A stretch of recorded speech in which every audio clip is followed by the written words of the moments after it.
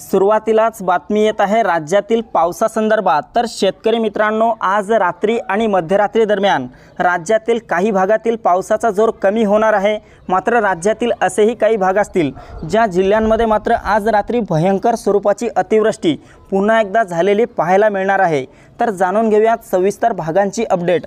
पण त्यापूर्वी चॅनलवर नवीन असाल तर आपल्या चॅनलला सबस्क्राइब अवश्य करा। मित्रांनो, संपूर्ण उत्तर महाराष्ट्रामध्ये तसेच विदर्भामध्ये आज रात्री मोठा जोरदार पाऊस झालेला पाहायला मिळेल।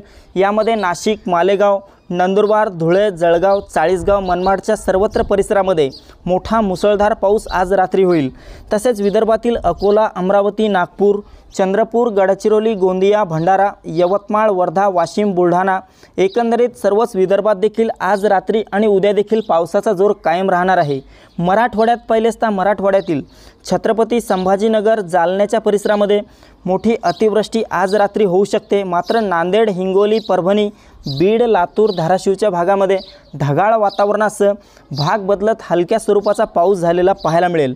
मित्रांनो, मध्य महाराष्ट्रातील पावसाचा जोर आज रात्री काहीसा कमी होणार आहे। मात्र तरी देखील नगर जिल्ह्यात आणि सोलापूरच्या काही भागात मोठा जोरदार पाऊस होणार आहे।